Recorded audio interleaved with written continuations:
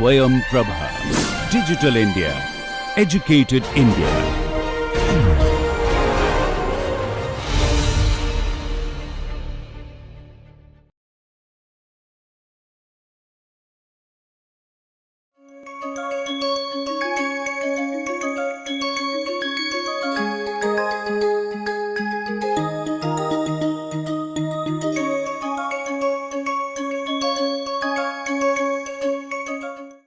Hello everyone.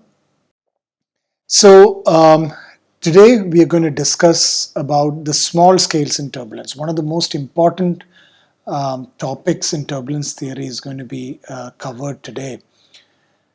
In the last class, what we did was we looked at the varying range of length scales. We started by considering the Navier-Stokes equations.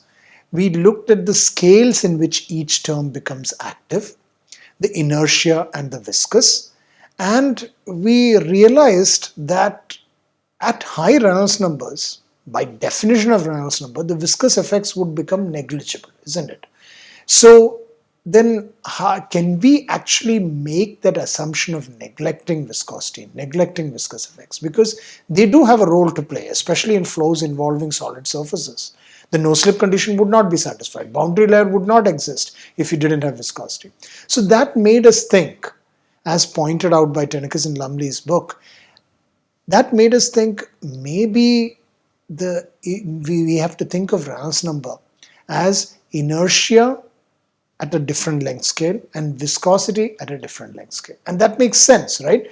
Viscous effects are more dominant at the small length scales. It is true at the large length scales the viscous effects won't be as dominant, and they can indeed be neglected because they are negligible.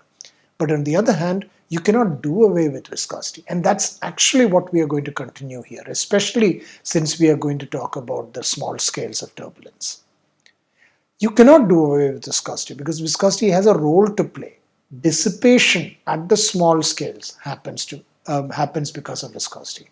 That's the main topic for today's class. So far we've been talking a lot about large length scales, isn't it? Because they are indeed the most important. They are what supplies the energy to the turbulent flow. That is where the energy is pumped in. So they are responsible for transport. They are responsible for transport of momentum, transport of impurities, contaminants, right? Any kind of mixed species. They are responsible for that. They are mostly responsible for that. However, there is another effect that is also in play, and that is the viscous effects. Now, if you think about the large eddies, large scales, they are as big as the width of the flow. So if you talk about a pipe flow, they are as big as the diameter of the pipe, order of magnitude. If you talk about flow over a cylinder, they are as big as the diameter of the cylinder. Flow between two plates, as big as the distance between the two plates. Boundary layer, they are as big as the length of the plate under consideration. So here, that large length scale in the boundary layer case would be of the same order as the boundary layer thickness. However, at very small length scales, viscosity starts to play a role, right? And the smallest length scale is the length scale at which viscosity is active, the length scale at which dissipation is active. And here, viscosity plays a huge role.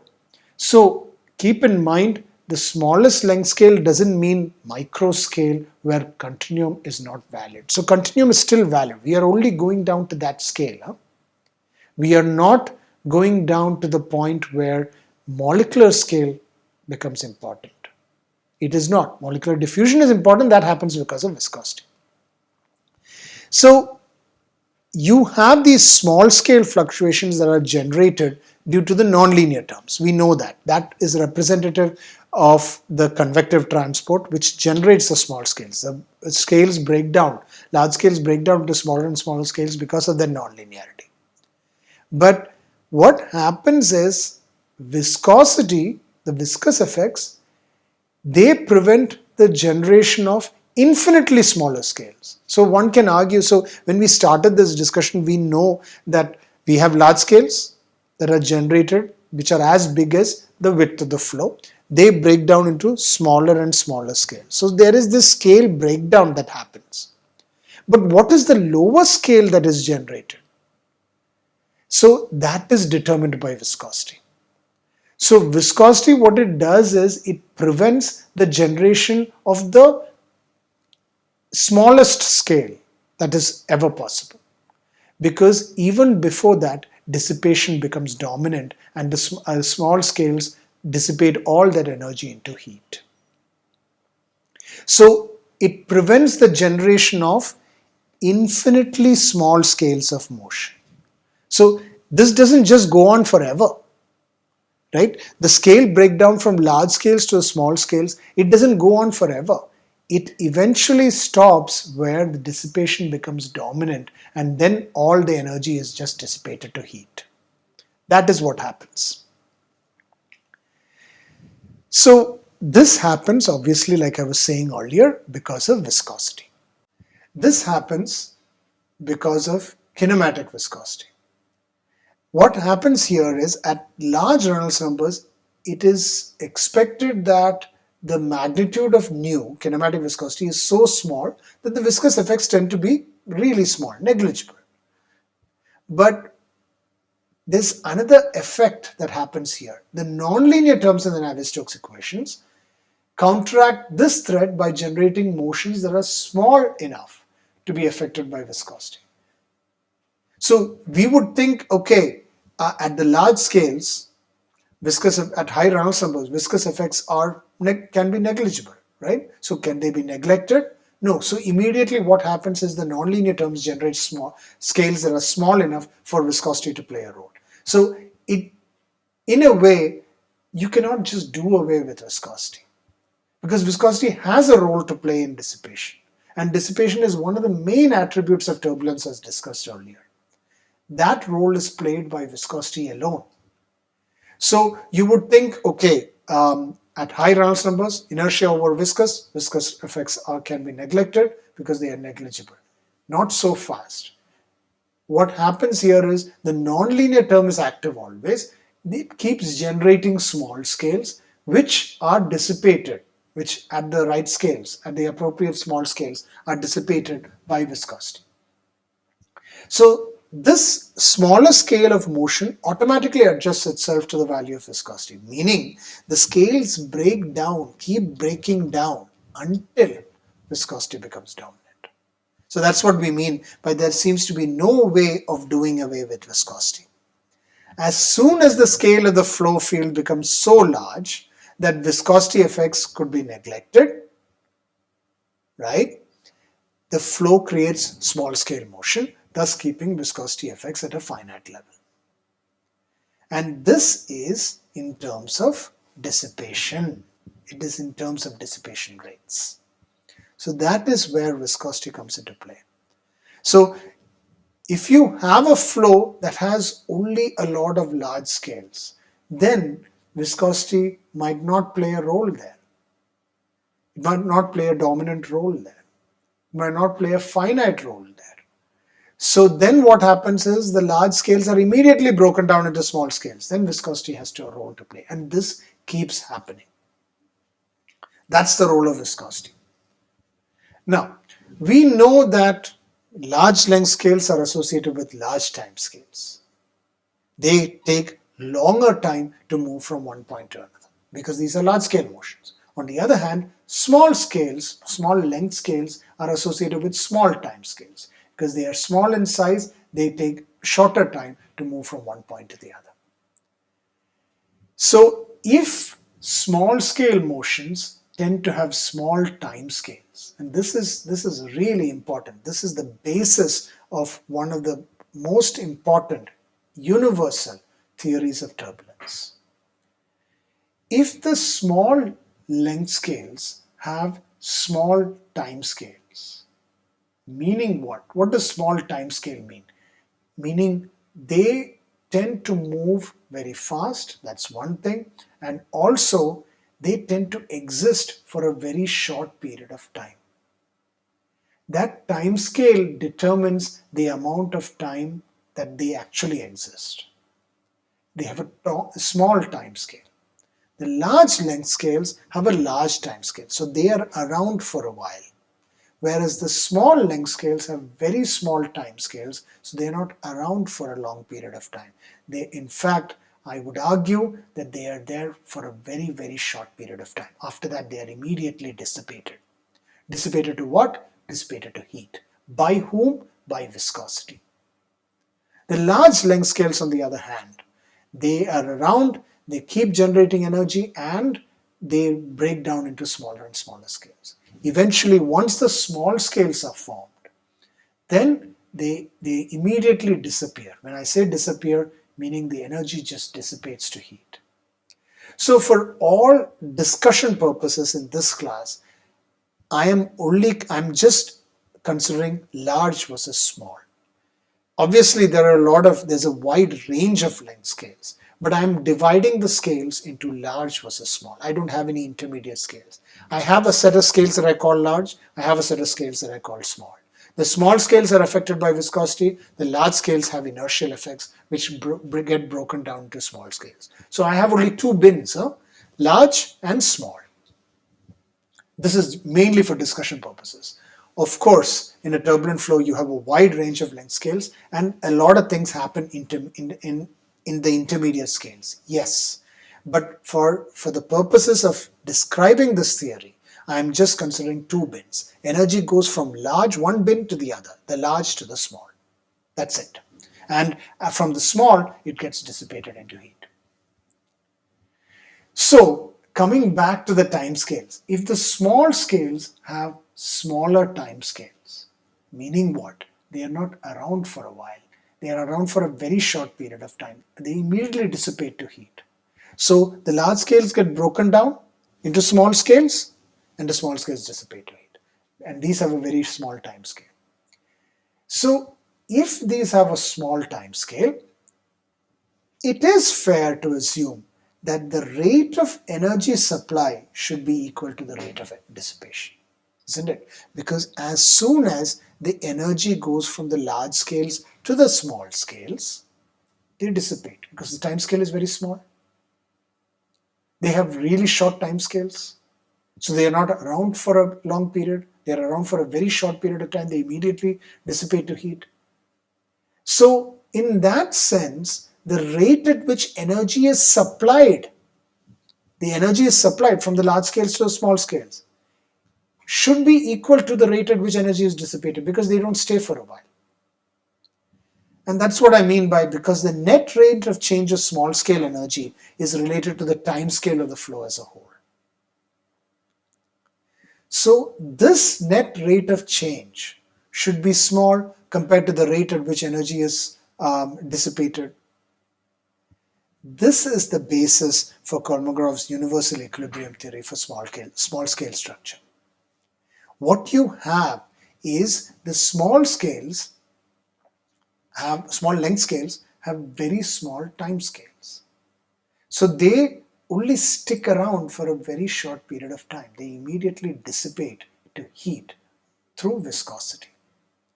If that is the case, then one can assume that the rate of energy transfer from the large scales to the small scales is the same as the rate of dissipation, because everything happens instantaneously almost. That's our argument, and that is the basis for Kolmogorov's theory. So this essentially suggests that you can have parameters governing the small scale motion determined by mainly two parameters, right? We talked about velocity fluctuations. We talked about the rate at which energy is pumped in, the large length scales, nothing of that sort. The rate at which energy is transferred to the small scales is entirely determined by the rate at which energy is dissipated. And what does the rate at which energy dissipated depend on? It depends on the dissipation rate. So let's call that epsilon, and this is always per unit mass. So it is dissipation rate per unit mass. Remember, this is dissipation rate at which energy is dissipated. So it has units of energy per second, per unit mass. So that is why it is going to be meter squared per second cube. And of course, the dissipation happens because of viscosity, so it will depend on the viscosity. Kinematic viscosity, so units are meter squared per second. Using these two parameters alone, you can come up with a set of length, time and velocity scales at the small length scales.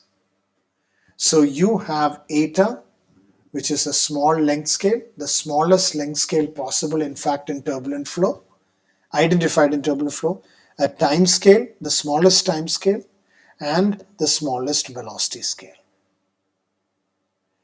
These equations are determined purely based on dimensions.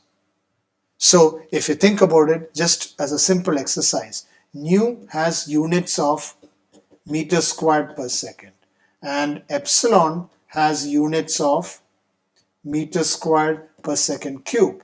So if I take nu cube over epsilon to the 1/4, what I get is meter to the 6 divided by second cube, isn't it? Divided by meter squared per second cube. This whole thing to the 1/4. And then the second cube and second cube get cancelled. And what I have is meter to the 4th to the 1/4, which is meter, which is what this is. This has units of meter. It is a length scale. It is a small length scale. These scales are referred to as the Kolmogorov microscales, which in his paper in the 1940s, he called it the inner scales at that time. The paper was originally written in Russian, translated later. So the Russian translation came out to be called as inner scale. So that is what he called it in his paper, at least based on the translation at the time. So we now call it the Kolmogorov length scale, the Kolmogorov time scale, and the Kolmogorov velocity scale. The Kolmogorov length scale is probably one of the most important developments in turbulence. Mainly because even to this date, this is used as a criteria for determining whether your experiment or model is well resolved, can be accurate enough or not. Purely based on this definition. The Kolmogorov length scale is defined as nu cube over epsilon. If you have a way to calculate the dissipation rate, which is not easy to do in a turbulent flow, then you can estimate the Kolmogorov length scale like this. Obviously, there are different ways to do this, and we'll discuss those as well in the next few classes. But if you have a way to calculate the dissipation rate, this is one way to calculate the Kolmogorov length scale. Now, viscosity is of course known because it is a property of the fluid. So, like I said, this is the Kolmogorov length scale. This is the Kolmogorov time scale. And you will see that these equations were purely arrived at based on dimensions. That's it. We consider these length, time and velocity scales only to be dependent on epsilon and nu. That's it. Dissipation rate and viscosity. So you can actually do a Buckingham Pi analysis and come up with these equations with your independent variables being two, which are epsilon and nu, and your dependent variables being eta, tau and v. That's it. It's as simple as that. And you could come up with these relationships. Independent variables being viscosity and dissipation rate. Again, I cannot reiterate enough the basis of this theory. The idea is small scales, small length scales have small time scales. So the small length scales do not stick around for long. They immediately dissipate into heat, which means the rate at which it is dissipated should be the same as the rate at which energy is transferred. If the rate at which energy is transferred is equal to the rate at which it is dissipated, then there are only two parameters that determine the rate of energy transfer, which is dissipation rate and kinematic viscosity. And that is what we came up with. These are called the Kolmogorov microscales of length, time and velocity. So that's one point. Secondly, if you have a Kolmogorov length scale and you have a viscosity, you can come up with a Reynolds number based on the Kolmogorov length scale. And this is what is another interesting thing here. We assume that the Reynolds number based on the Kolmogorov length scale is 1. Why such a number, 1? Well, the idea is if the Kolmogorov length scale is the smallest length scale that is possible in a turbulent flow, then the Reynolds number can be sort of the smallest whole number that is possible. Okay, so and that is of the order of 1. So 1 is a small number. So using that, you can come up with a relationship with that. So eta V over nu, which is the definition of Reynolds number, is equal to 1. So what we are trying to say is that the small scale motion is quite viscous, isn't it? And the viscous dissipation adjusts itself to the energy supply by adjusting length scales. What do I mean by small scale motion is quite viscous? You have a Reynolds number that is very small, 1. The number 1 is used for convenience. Obviously, it can be 2, it can be 3. So the order of 1. It is used for convenience so that we don't need any other constants. So eta V over nu is equal to 1, meaning the Reynolds number is very small. So that small scale motion is extremely viscous. Inertia terms are very negligible there. So if they are very viscous, viscosity plays a big role in dissipation. And what the viscous dissipation does is the rate at which it dissipates, isn't it? That's what we mean by it adjusts itself to the energy supply by adjusting the length scales. So the scale breakdown keeps happening until viscosity becomes active. And the dissipation rate adjusts until you have the right length scale. So it adjusts itself to the energy supply, because the energy supply is going to be equal to the dissipation rate. The rate at which energy is supplied becomes of the order of magnitude as the dissipation rate because of the very small time scales. That is what we mean by this. So what we have covered here in this class is this small scales of turbulence. And we started by thinking about what are the time scales associated with the small length scales. What are the time scales associated with the large length scales? That got us to think, if the small length scales have very small time scales, then possibly here what happens is they are dissipating immediately. As soon as this small scale bin, the length scales in the small scale bin are formed, they are immediately dissipating because they have very small time scales. So they don't stick around for a long time. So if they are dissipating at such a fast rate, then the energy supply would also be the same as the dissipation rate, isn't it? Because it's energy supplied, transferred, dissipated. Energy supplied, transferred, dissipated, so on and so forth. It immediately happens. So there are only 2 parameters that we need to be focused on: the dissipation rate epsilon and the nu. This is what Kolmogorov used in order to determine what we now call as the Kolmogorov length scale, the Kolmogorov time scale, and the Kolmogorov velocity scale.